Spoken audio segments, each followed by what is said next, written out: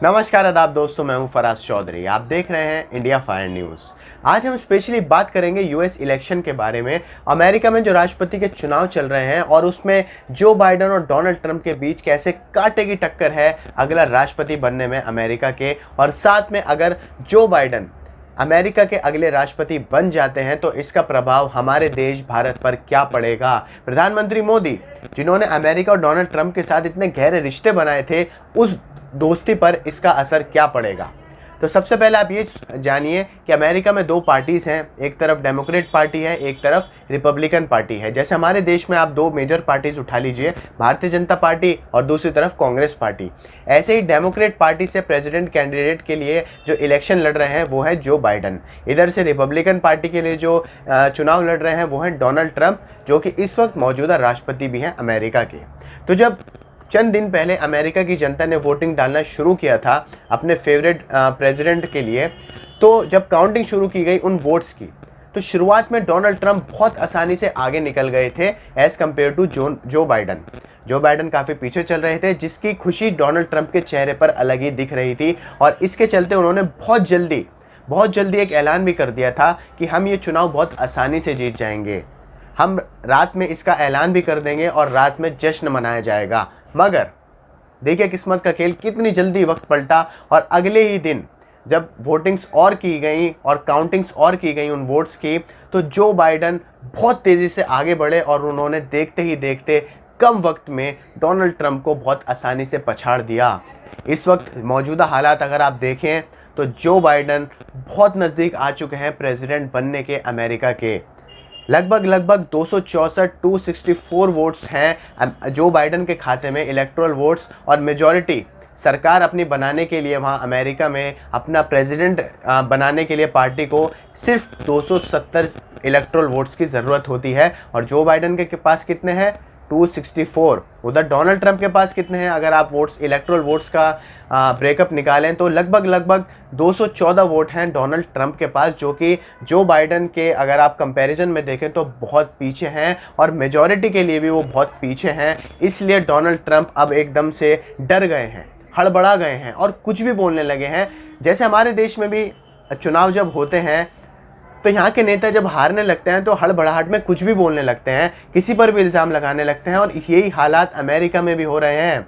हम लोग यहाँ बैठकर अपने देश में सोचते हैं कि अमेरिका एक बहुत विकसित देश है, एक विश्व शक्ति है, वर्ल्ड पावर है, वहाँ के लोग बहुत एडवांस हैं, टेक्नोलॉजी एडवांस है, मगर वहाँ पर भी यही हालात हैं जो हमारे देश में है। अगर आप दोनों देश में जब चुनाव होते हैं उसका कंपैरिजन करेंगे ना, तो आपको बहुत सारी बातें एक जैसी ही लगेंगी। अब आप हालात देख लीजिए कि डोनाल्ड ट्रंप अब जब हार रहे हैं ना, तो डर के मारे उन्होंने ये बयान ऐसा दिया है बिल्कुल रोने वाली शक्ल में कि वोटिंग फ्रॉड किया गया है अमेरिका चुनाव में।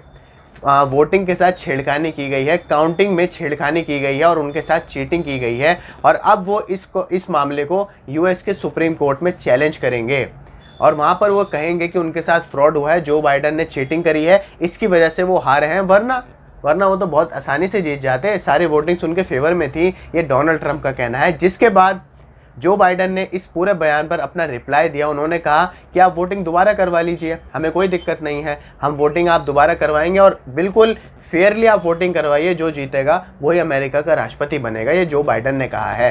तो एक तरफ आप कंपेरिजन करिए अपने देश के साथ, एक तरफ एक ऐसा नेता है जो बिल्कुल डर चुका है, जिसके अंदर कॉन्फिडेंस ही नहीं है। अब उसने छोड़ दिया है मामला कि अब जो होगा देखा जाएगा। जैसे हमारे देश में बिहार चुनाव चल रहे हैं, इसमें नीतीश कुमार हैं जो बिल्कुल उन्होंने हथियार डाल दिए हैं कि ये मेरा आखिरी चुनाव है, भैया मुझे जितवा दो।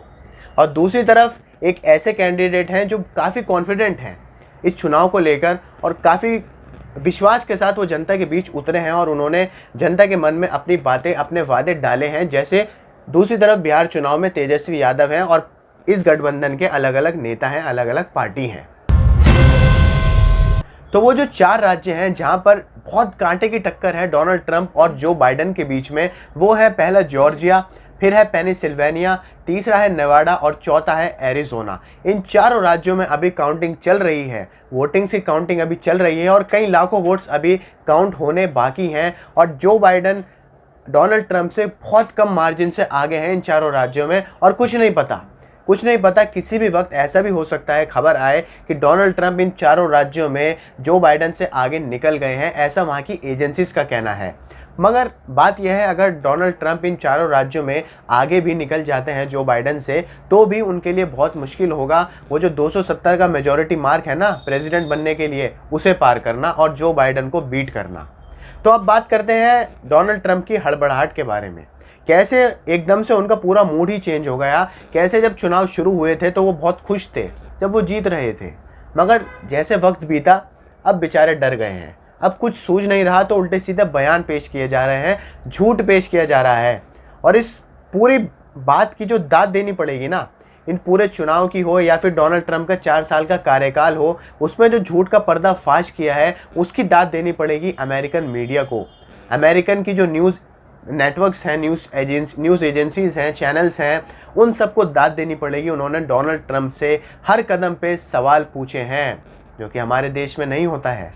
आप देखिए, डोनाल्ड ट्रंप इतने डर चुके हैं इस वक्त कि वो पहले कह रहे थे जश्न मनाना है, खुशी मनाएंगे, पार्टी होगी, मगर अब कह रहे हैं कि इलेक्शन फ्रॉड है, काउंटिंग्स में फ्रॉड किया गया है, जो बाइडन चीटर है। हमारे देश में भी होता है ना ऐसा, जब भी कोई चुनाव होते हैं तो जब कोई नेता हारने लगता है जहाँ से वो चुनाव लड़ रहा हो वहाँ से, तो वो एकदम से अपने बयान बदलने लगता है। कभी इलेक्शंस पे उंगली उठा दी जाती है, कभी ऑफिसर्स पे उंगली उठा दी जाती है, कभी इलेक्शंस में खरीद फरोख्त के इल्ज़ाम लगा दिए जाते हैं। ऐसा ही सेम यूएस में भी हो रहा है, जहां डोनाल्ड ट्रंप इल्ज़ाम लगा रहे हैं इस वक्त ऑपोजिट पार्टी पर, विपक्ष पर। तो मैंने आपको शुरू में कही थी ना वो बात, अमेरिका चुनाव और भारत के चुनाव आपस में बहुत ज़्यादा सेम है, बहुत ज़्यादा रेलेवेंट हैं आपस में ये दोनों। And all of a sudden everything just stopped. This is a fraud on the American public. This is an embarrassment to our country. We were getting ready to win this election. Frankly, we did win this election. We did win this election.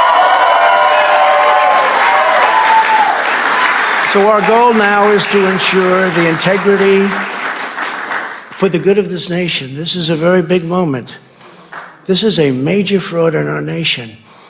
We want the law to be used in a proper manner. So we'll be going to the U.S. Supreme Court. We want all voting to stop. We don't want them to find any ballots at 4 o'clock in the morning and add them to the list. Okay? तो जो मैं media की बात कर रहा था, हमारे देश की मीडिया का तो कोई लेवल रहा नहीं है। हमारे देश की मीडिया का जो आप लेवल अगर देखें तो वो बिल्कुल गिर चुका है। गिर क्या, माइनस में चला गया है। कोई जो एक मीडिया की जिम्मेदारी होती है, एक पत्रकार की जिम्मेदारी होती है, न्यूज़ चैनल की जिम्मेदारी होती है सबको लेकर साथ चलना, वो बिल्कुल ख़त्म हो चुकी है। पर यहाँ पर अमेरिका और भारत सेम नहीं है। यहाँ पर बिल्कुल डायरेक्शन अलग अलग हैं। अमेरिकन मीडिया बिल्कुल अलग तरीके से काम करती है, बिल्कुल फेयर तरीके से काम करती है, बिल्कुल ट्रांसपेरेंट तरीके से काम करती है। और दूसरी तरफ हमारे देश की मीडिया है जो बिल्कुल बिकाऊ तरीके से काम करती है। जो सवाल पूछने चाहिए उनके बजाय वो सवाल पूछे जाते हैं जिनका कोई वजूद ही नहीं है, जो नेता से पूछने लायक है ही नहीं। नेता से क्या, किसी से भी पूछने लायक नहीं है। Ask this gentleman a question. Don't be rude. No, sir, I don't want to be rude. I just wanted you to have a chance to answer the question that I asked you. I've answered everything. It's a whole hoax. And you know who's playing into the hoax? People like you and the fake news media that we have in this country. And I say in many cases, the corrupt media, because you're corrupt. Much of the media in this country is not just fake, it's corrupt. And you have some very fine people too. What a stupid question. But I watch you a lot. You ask a lot of stupid questions. तो देखा आपने, वहाँ की American media के जो पत्रकार हैं, journalist हैं, वो वहाँ के सबसे ताकतवर आदमी से भी सवाल पूछ लेते हैं, वो भी ऐसे सवाल जिससे नेता भागते हैं। और डोनाल्ड ट्रंप के पास तो कभी जवाब हुआ नहीं इन 4 साल के कार्यकाल में। उन्होंने किसी भी पत्रकार के सवालों का सीधे तरीके से जवाब नहीं दिया है। और कई वीडियोज़ में तो कह देते हैं, जनाब कि आप बैठ जाइए, आपका ये क्वेश्चन लाजमी नहीं है, आपका ये क्वेश्चन का कोई लेवल ही नहीं है, ये फालतू का क्वेश्चन है। और हालांकि उस वक्त भी पत्रकार हार नहीं मानते वहाँ के, वो लगातार सवाल पूछते रहते हैं, डोनाल्ड ट्रंप के ऊपर उंगली उठाते रहते हैं। अब हमारी इंडियन मीडिया का हाल देखिए ज़रा। सच बताइए, why don't you get tired? आप थकते क्यों नहीं हैं? आप बहुत ज्यादा पजेसिव है अपनी कुर्सी को लेकर? आपको मजा आता है काम करने में या कोई टॉनिक वगैरह आप ले रहे हैं? क्या राज क्या है? मोदी जी, मैं एक गंभीर प्रश्न पे आऊँ उससे पहले एक सवाल आपसे जानना चाहता हूँ, देश भी जानना चाहेगा। आप अपनी जेब में पर्स रखते हैं क्या? पर्स रखते हैं क्या, बटुआ जिसके अंदर पैसे होते हैं? ऐसा है, मेरी कठिनाई है कि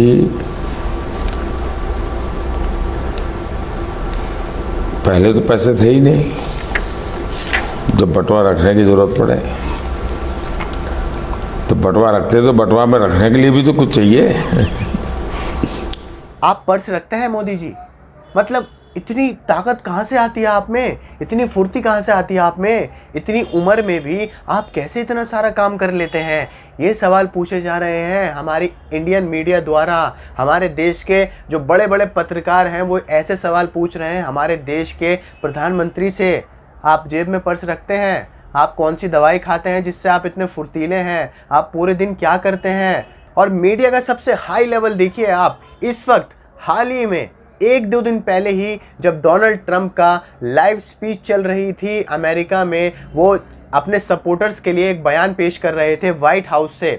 वाइट हाउस जैसे यहाँ राष्ट्रपति भवन है ऐसे ही वहाँ वाइट हाउस है, वहाँ से वो लाइव स्पीच दे रहे थे और अमेरिकन चैनल्स उसे कवर कर रहे थे। मगर जब उन्होंने वहाँ झूठ बोलना शुरू किया, जब उन्होंने अजीब अजीब बयान पेश करने लगे बिना किसी सबूत के, तो अमेरिका के जो चैनल्स हैं, न्यूज़ चैनल्स, उन्होंने उस लाइव स्पीच को, लाइव प्रोग्राम को बीच में ही रोक दिया। उन्होंने उसका ब्रॉडकास्ट बीच में ही काट दिया, जहां एक एंकर ने आकर बोला कि हम ये भाषण डोनाल्ड ट्रंप का नहीं चला सकते क्योंकि ये झूठ बोल रहे हैं, बिना किसी सबूत के ये इल्ज़ाम लगा रहे हैं। मजाल है? आप बताइए, हिम्मत है हमारे देश के किसी मीडिया चैनल में कि वो प्रधानमंत्री मोदी का लाइव भाषण चल रहा हो और उसे बीच में काट दें और फिर यूं कहें कि प्रधानमंत्री मोदी झूठ बोल रहे हैं? है हिम्मत? Without tens of millions of unsolicited ballots, without any verification measures whatsoever. Well, we're interrupting this because what the President of the United States is saying, in large part, is absolutely untrue. He began, and we're not going to allow it to keep going because it's not true. तो अब आते हैं सबसे important topic पर कि अगर Joe Biden की सरकार बनती है अमेरिका में तो इसका प्रभाव इंडिया पर क्या पड़ने वाला है।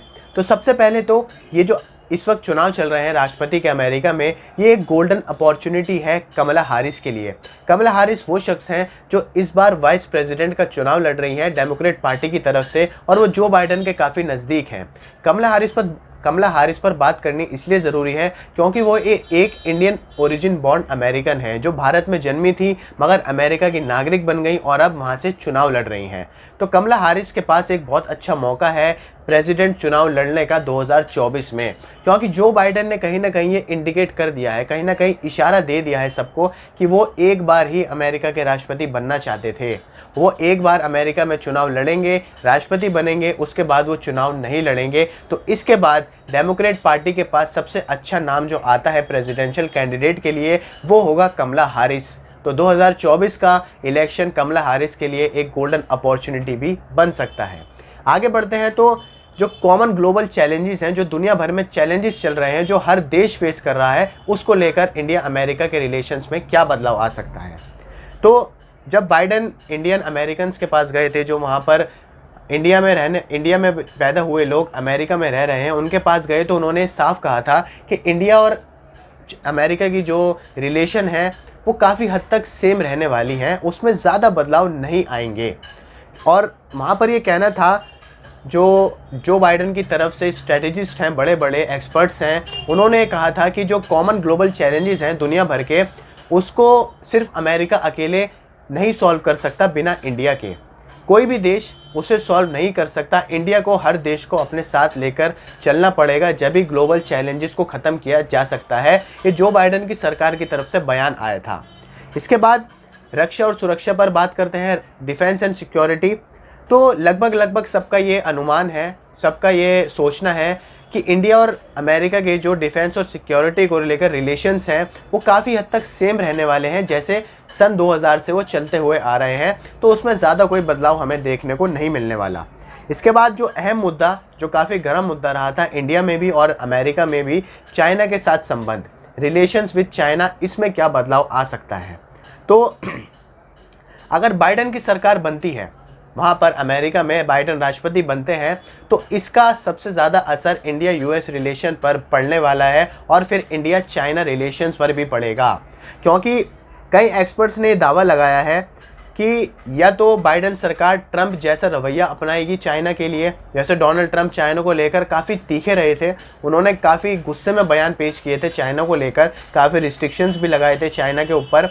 ऐसे ही कुछ बयान कुछ एक्सपर्ट्स ने अनुमान लगाया है कि काफ़ी हद तक ट्रंप जैसा ही उनका रवैया रहने वाला है। मगर कुछ एक्सपर्ट्स ने ऐसा भी बयान दिया है, उन्होंने ऐसा भी बयान ऐसा अनुमान लगाया है कि अमेरिका की और चाइना की इकोनॉमी अलग अलग होकर नहीं चल सकती।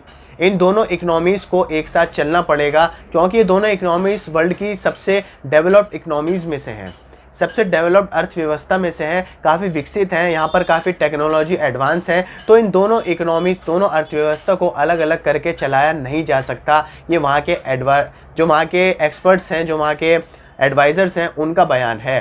तो इसका असर कहीं ना कहीं इंडिया और अमेरिका के रिलेशंस पर पड़ेगा अगर बाइडन सरकार चाइना के साथ काफ़ी नरमी से पेश आती है। तो इसके बाद आगे बढ़ते हैं, तो व्यापार से जुड़े मुद्दे क्या होने वाले हैं, जो ट्रेड इश्यूज़ होंगे इंडिया चाइना के ऊपर, वो क्या होंगे। तो कोई भी पावर में आए, चाहे डोनाल्ड ट्रंप राष्ट्रपति बन जाएं या फिर जो बाइडन राष्ट्रपति बन जाएं, इंडिया और यूएस में जो ट्रेड इश्यूज़ हैं, जो व्यापार को लेकर दिक्कतें हैं, वो जारी रहने वाली हैं। उनमें ना तो कोई सॉल्यूशन निकलेगा, ना ही वो और ज़्यादा ख़राब होंगी, वो जैसी हैं वैसी ही रहेंगी।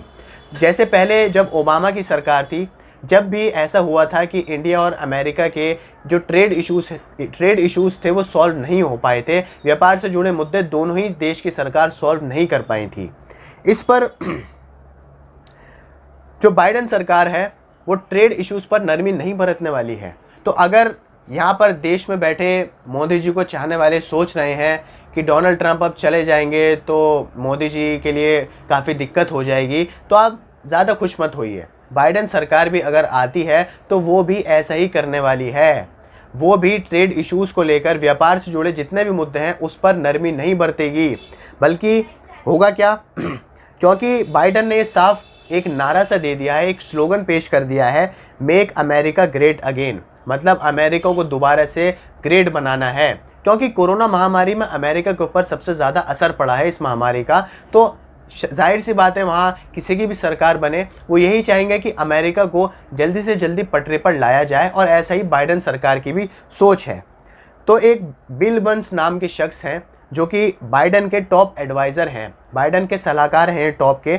इन्होंने ये कहा है कि सबसे पहले और सबसे आगे अमेरिका की जो फॉरेन पॉलिसी होने वाली है, जो बाइडन सरकार की फॉरेन पॉलिसी होने वाली है, उसमें ये होगा कि सबसे पहले डोमेस्टिक को ठीक किया जाएगा, डोमेस्टिक अर्थव्यवस्था को ठीक किया जाएगा, डोमेस्टिक जीडीपी को ठीक किया जाएगा। मतलब सबसे पहले अमेरिकन्स के बारे में सोचा जाएगा। वहाँ पर जो और देश के लोग रह रहे हैं उनके लिए बाद में सोचेगी बाइडन सरकार, पहले जो वहाँ पर अमेरिकन नागरिक हैं उनके बारे में सोचा जाएगा। तो एक और इम्पॉर्टेंट टॉपिक है जिसको लेकर बाइडन सरकार काफ़ी सख्ती से पेश आ सकती है इंडिया के साथ, और वो है ह्यूमन राइट्स वायलेशन, मानव अधिकार से जुड़े मुद्दे। क्योंकि बाइडन सरकार ने ये इंडिकेशन दे दिया है, इशारा कर दिया है कि इंडिया में कई सारे ऐसे टॉपिक हैं जिसके आड़ में ह्यूमन राइट्स वायलेट किए जाते हैं। जैसे उन्होंने कहा, हिंदू राष्ट्र का मुद्दा हो, हिंदू मेजॉरिटी का मुद्दा हो, हिंदू मुसलमान का मुद्दा हो, धर्म का मुद्दा हो, जम्मू कश्मीर का मुद्दा हो, धारा 370 का मुद्दा हो, या फिर CAA NRC कानून का मुद्दा हो, इन सारे मुद्दों पर बाइडन सरकार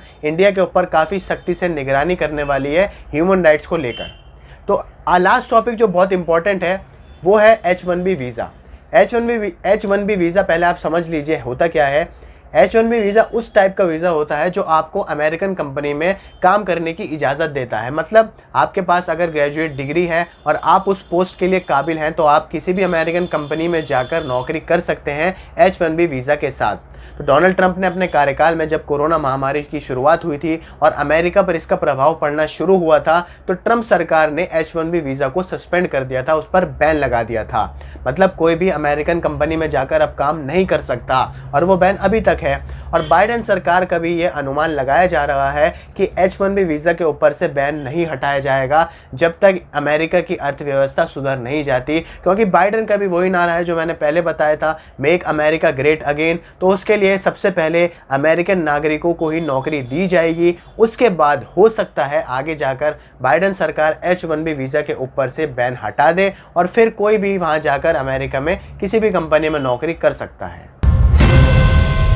तो ऑल एंड ऑल अगर आप इस वीडियो का कंक्लूजन निकालेंगे तो वो ये आएगा कि जो बाइडेन के पास ज़्यादा चांस है अमेरिका के अगले राष्ट्रपति बनने में as compared to Donald Trump, क्योंकि अभी भी जो 4 राज्यों में काउंटिंग चल रही है वहाँ पर जो बाइडेन आगे हैं वो बात अलग है कि गैप काफ़ी कम है, मगर जो मेन बात इफेक्ट करती है वो है कि जो बाइडेन आगे चल रहे हैं तो उनके पास ज़्यादा चांस है कि वो मेजॉरिटी उस 270 की मेजॉरिटी मार्क को पार कर लेंगे। और इसके जो फाइनल रिकॉल है इसको फाइनली डिक्लेयर भी कर दिया है वहाँ की एक बहुत बड़ी एजेंसी है जिसका नाम डिसीजन डेस्क HQ है। ये एजेंसी मैं आपको बता दूँ ये एनालाइज करती है वहाँ पर जो भी चुनाव होंगे, शोज़ होंगे, प्रोग्राम्स होंगे, उनको एनालाइज करके फाइनल रिजल्ट डिक्लेयर करते हैं। तो इस बार भी इन्होंने रिजल्ट डिक्लेयर कर दिया है और ये पहली एजेंसी है, पहला इंस्टीट्यूशन है वहाँ का जिसने रिजल्ट डिक्लेयर किया है। इन्होंने अपने उसमें कहा ट्वीट में कि डिसीजन डेस्क HQ ये अनुमान लगाती है कि जो बाइडेन पेनिसिल्वेनिया भी जीत गए हैं और जो पेनिसिल्वेनिया के 20 इलेक्टोरल वोट्स हैं वो उनके खाते में अगर आप जोड़ लें तो उनके खाते में 273 वोट्स आ चुके हैं, क्योंकि अभी उनके खाते में 264 वोट हैं। 264 वोट हैं तो उसके बाद वो 273 बन जाएंगे और जो बाइडेन अब 46th अमेरिका के राष्ट्रपति चुने जा चुके हैं। ये रिकॉल हो चुका है, डिक्लेयर कर दिया है इस एजेंसी ने। तो आप मुझे दीजिए इजाज़त। आपको वीडियो पसंद आई हो तो लाइक कीजिए, शेयर कीजिए, कमेंट करके मुझे बताइए और हमारे चैनल इंडिया फायर न्यूज़ को सब्सक्राइब करके बेल का आइकन ज़रूर दबाइए ताकि आपको सारी अपडेट्स मिलती रहें। नमस्कार।